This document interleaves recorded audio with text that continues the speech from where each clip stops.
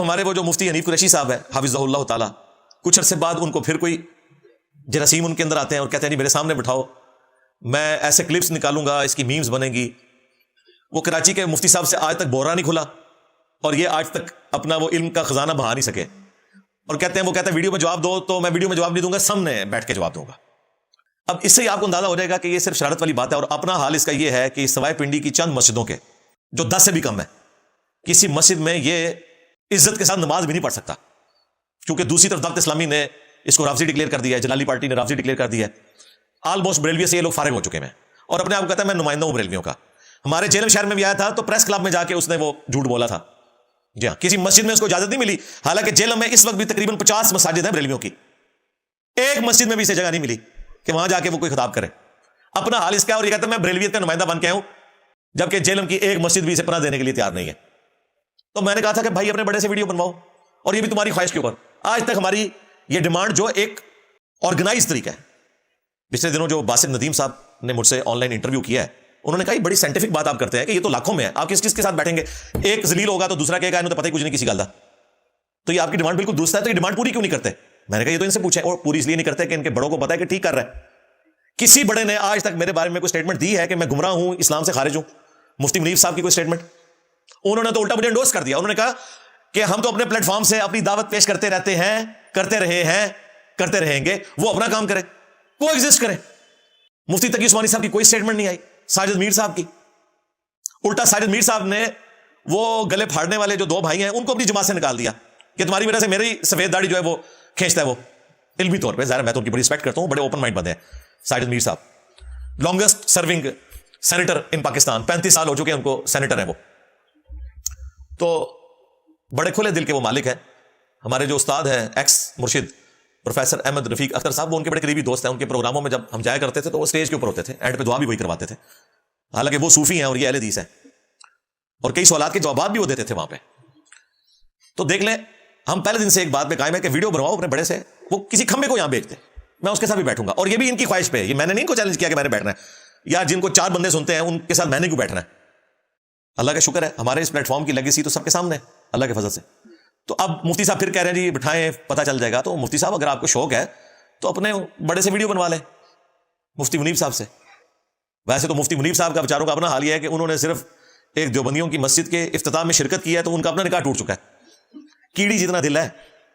مولانا طارق جمیل صاحب نے مجھے ایک دفعہ فون پہ کہا کہ بیٹا ذرا ہاتھ ہو رہا رکھا کرو. میں نے کہا جی آپ نے کوئی سخت ہاتھ رکھا تھا، آپ نے صرف ایک حدیث بیان کی تھی من کنت مولا فہذا علی مولا، تو آپ کو انہوں نے رافضی کہہ دیا. کہتے ہیں رافضی کیا، مجھے دھمکیاں دی سپاہی صحابہ والوں نے حدیث بیان کرنے کے اوپر، جو اہل سنت کی کتاب سے حدیث بیان ہوئی ہوئی ہے. تو میں نے کہا آپ تو ان کے اندر رہ کر اندر کی بات بھی کریں جو وہ بھی مانتے ہوں، لیکن صرف یہ چاہیں کہ اسے اقراری نہ ہو تو آپ کو وہ رافضی کہہ دیں. مجھے تو انہوں نے کسی صورت ایکسیپٹ نہیں کرنا. آپ خیر طارق جمیل صاحب کو سمجھ آ گئی ہے، تو طارق جمیل صاحب کو ان لوگوں نے فارغ کر دیا، ہمیں کہاں سے انہوں نے ایکسیپٹنس دینی ہے. تو مفتی صاحب کو پھر میں ریکویسٹ کروں گا، آپ کو کچھ عرصے بعد دوبارہ سے کوئی مسئلہ ہوتا ہے اور آپ سیدھا کہتے ہیں جی سامنے بٹھا دو مجھے، اللہ کے بندے اپنے بڑے سے ویڈیو بنوا لو، تو جب تمہارا دل کرے آ جاؤ. میرا موبائل نمبر بھی سیل نمبر بھی اکیڈمی کا ان کے پاس موجود ہے. دوسرے ہمارے جو مفتی صاحب ہیں کراچی والے، ان کو بھی کچھ عرصے بعد کچھ نہ کچھ کوئی پرچی لکھ کے دے دیتا ہے تو وہ بھی جو سیز فائر ہوئی ہے وہ پھر دوبارہ سے فائر کھول دیتے ہیں. ابھی انہوں نے پھر لچ فرائی کیا اور انہوں نے کہا کہ یہ انجینئر صاحب جو بار بار چیز ہائی لائٹ کرتے ہیں کہ ہمارے بزرگ قبروں سے مانگنے کے قائل تھے، اور وہ قاسم نانوتوی صاحب کا بتاتے ہیں ارواح ثلاثہ سے کہ وہ مرنے کے 6 سال کے بعد قبر سے نکل کر آئے اور 2 مولویوں کی صلح کروا کے واپس چلے گئے، خواب میں نہیں بیداری میں. اور جس مولوی کو ملنے آئے تھے سخت سردیوں میں بھی لحاف کے اندر اس کا پسینہ چھوٹ گیا تھا. ظاہر مردہ نکل کے آ جائے آپ کے سامنے تو صرف پسینہ نہیں کچھ اور بھی نکل سکتا ہے بندے کا. تو کہتے ہیں دیکھیں ہمارا مذاق اڑاتے ہیں، یہ کوئی ہمارا عقیدہ تو نہیں ہے. اور دوسرا یہ واقعہ تو جو ہے وہ ہم مانتے نہیں، اس کے فٹ نوٹ پہ لکھا ہوا ہے کہ یہ واقعہ درست نہیں ہے. تو اس پہ میں صرف یہ بولوں گا لعنت اللہ علی الکاذبین، جھوٹوں پہ اللہ کی لعنت. فٹ نوٹ پہ یہ نہیں لکھا ہوا کہ واقعہ جھوٹا ہے. فٹ نوٹ پہ اشرف علی تھانوی صاحب نے فٹ نوٹ لگایا ہے، انہوں نے اس واقعے کی توجیہ بیان کی ہے. انہوں نے کہا کہ یہ جو شکل و صورت کے ساتھ قاسم نانوتوی صاحب فزیکلی قبر سے نکل کر آئے، اس کی 2 صورتیں ہو سکتی ہیں. یا تو کوئی امثالی بدن تھا جو روح کے ساتھ مل کر اس بندے کے سامنے آ گیا، یا مولانا کی اپنی روح نے ان کی قبر سے جسم کو اٹھایا اور وہ دیوبند مدرسے میں آ گیا. اور یہ مفتی جھوٹ بول رہا ہے، کہہ رہا ہے کہ اس کے نیچے لکھا ہے یہ واقعہ ثابت ہی کوئی نہیں. لو سامو، ان کو شرم بھی نہیں آتی. حاشیہ الٹ لگا ہوا ہے اور یہ کہہ رہا ہے جی ثابت نہیں ہے, اور یہ پرنٹ انہوں نے خود کیا ہوا ہے. پھر میں نے آج سے کچھ 14 سال پہلے, 14 نہیں بلکہ اب تو 16 سال ہو چکے ہیں, 2009-10 کی بات ہے, قبروں سے فیض کے عقیدے کا تحقیقی جائزہ, اس میں نے علماء دیوبند کے 1 نہیں 2 نہیں 3 نہیں کچھ 6-7 واقعات ان کی کتابوں سے بتائے تھے کہ کوئی قبر کی مٹی چاٹ رہا ہے, کوئی قبر والے سے جا کے باتیں کر رہا ہے, اس طریقے سے قبروں سے فیض لیتے ہیں. اور یار چھوڑ دیں, پچھلے دنوں جب حاجی عبدالوہاب صاحب کو دفنایا رائے میں, تو لوگ وہاں کہہ رہے ہیں جی ان کی قبر سے جو ہے وہ خوشبو آ رہی ہے, بڑی خوشبو آندی ہے جی, جو تو سینٹر روڈ دے تو خوشبو کئی دن تک آندی رہے گی. پھر لوگوں نے مٹی بھی لینی شروع کر دی, پھر انہوں نے منع کیا, تو میں نے کہا منع کرنے کی ضرورت نہیں, آپ کے بڑے بھی یہی کچھ کرتے رہے, وہ سارے واقعات میں نے نقل کیے ہیں, ریسرچ پیپر نمبر 6 ahlsunnatpark.com سے آپ ڈاؤن لوڈ کریں. اور پھر ساتھ مفتی صاحب نے یہ بھی ڈنگ مارا کہ یہ جو سیاسی جماعت کے لوگ کہہ رہے ہیں کہ انجینئر صاحب مذہب پہ گفتگو کر سکتے ہیں, سیاست پہ نہیں کر سکتے, تو انجینئر صاحب کو تو مذہب پہ بھی گفتگو نہیں کرنی چاہیے. کون کہہ رہا ہے کہ جن کے بزرگوں نے دوسرے فرقوں کو اسلام سے نکالا ہوا ہے؟ میں صرف مفتی طارق مسعود صاحب سے یہ پوچھوں گا, آج آپ کہہ رہے ہیں کہ اہل حدیث جو ہیں بدعت کے پوائنٹ آف ویو سے دیوبند سے بھی بہتر ہیں, ان میں بدعت کم ہے, لیکن المحند علی المفند میں آپ کے بزرگوں نے اہل حدیث کو خوارج لکھا ہوا ہے. اس سے بھی پہلے فتاوی شامی میں در مختار کے حاشیے رد المختار میں خوارج کی ایک جماعت کا محمد بن عبد الوہاب صاحب کو, جن کو سعودیہ والے مجدد مانتے ہیں, تمہارے بزرگ خارجی کہتے تھے, ملکہ وکٹوریا کی پیداوار کہتے تھے اہل حدیث کو, آج تم کہہ رہے ہو وہ بہتر ہیں. اس کا مطلب ہے کچھ عرصے بعد تم بھی کہو گے انجینئر صاحب بہتر ہیں ہمارے بزرگوں سے بھی. تمہاری عوام تو کہہ رہی ہے, مجھے پتا ہے, اسی کی تکلیف ہے تمہیں. دوسرا, تم لوگوں نے مذہب کا ٹھیکہ لیا ہوا ہے, تبلیغی جماعت کے پاس ڈگری ہے مدرسے کی جو پوری دنیا میں وہ پھر رہے ہیں, ان کو تو تم نے وہ آیت صحیح بتائی ہوئی ہے, کنتم خیر امۃ اخرجت للناس تأمرون بالمعروف وتنہون عن المنکر وتؤمنون باللہ, تم بہترین امت ہو, پوری امت کا یہ کام ہے جو لوگوں کے نفع کے لیے نکالے گئے, لوگوں کو نیکی کی طرف بلاتے ہو, برائی سے روکتے ہو, اور اللہ پر ایمان رکھتے ہو. اور صحیح بخاری کی حدیث, بلغوا عنی ولو آیہ, پہنچا دو میری طرف سے اگرچہ تمہیں ایک آیت ہی آتی ہو. لیکن یہ پھر وہ ڈگری کے چکر میں, ڈگری کے اوپر میں کافی دفعہ بول چکا ہوں, اور اگر ڈگری کے علاوہ کسی کو رائٹ نہیں ہے دین پہ بات کرنے کا, تو جب خان صاحب نے UN میں تقریر کی تھی تو یہی مفتی صاحب تعریف کر رہے تھے, اس کو کہنا تھا خان صاحب آپ کی تو فیلڈ نہیں, دین پہ کیوں بات کر رہے ہیں. اور جنرل عاصم منیر صاحب جو اس وقت سٹنگ آرمی چیف ہیں, جب وہ مولویوں کو خطاب کرتے ہیں وہ تو فر آیتیں پڑھتے ہیں, وہ بھی عالم دین نہیں ہے, حافظ ہے. تقی عثمانی صاحب سامنے بیٹھے ہوئے ہیں, ان کے ریپ بیٹھے ہوئے ہیں, کسی مولوی نے نہیں کہا کہ حضرت صاحب تسی حافظ ہو چھڑے آیتیں کو سنا دو, اس کی تشریح تو ہم کریں گے.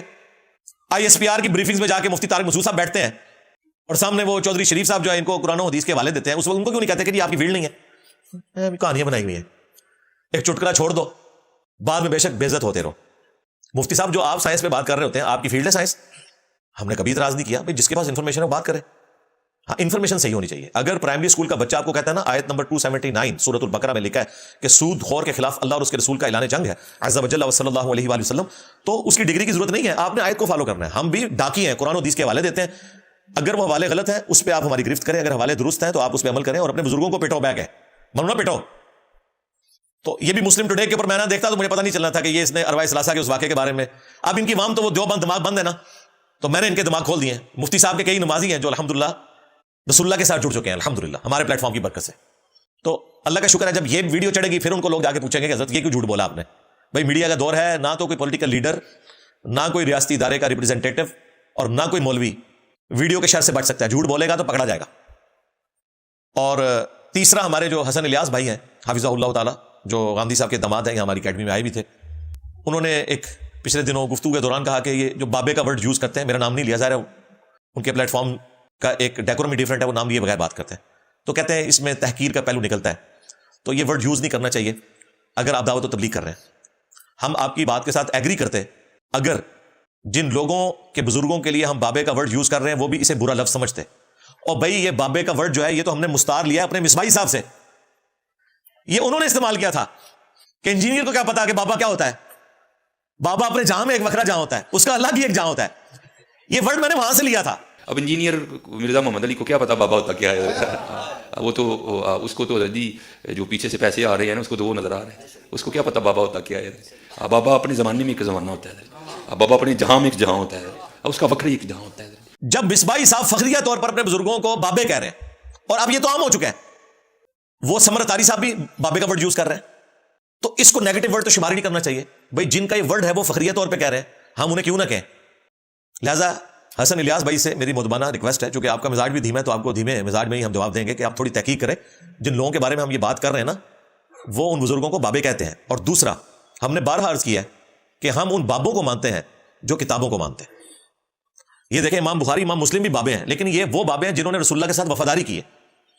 اور جنہوں نے نبی علیہ السلام کے ساتھ غداری کی، اپنے ناموں کے کلمے پڑھائے، گستاخانہ عقائد شرک کے اوپر مبنی خرافات بدعات اس امت میں عام کی، ان کے لیے ہمارے دل میں رتی برابر بھی کوئی نرمی کا گوشہ نہیں ہے. ان کے فالورز کے لیے ضرور ہے کہ وہ بیچارے گمراہ ہوئے، لیکن جو پیشوا ہیں نا، ان کے لیے ہمارا ایک ہی رجز کافی ہے، میرے نبی سا ہے ہی کوئی نہیں، تیرے بابے تھے شے ہی کوئی نہیں. سیدھی سی بات ہے، زیرو ٹالرنس ہے. تو یہ ساتھ ساتھ کوئی تھوڑا سا ادھار تھا وہ میں نے اتار دیا. میں نے کہا ساتھ ساتھ ادھار اترتا جائے ورنہ وہ پھر کرنٹ افیئر کافی زیادہ جمع ہو جاتے ہیں.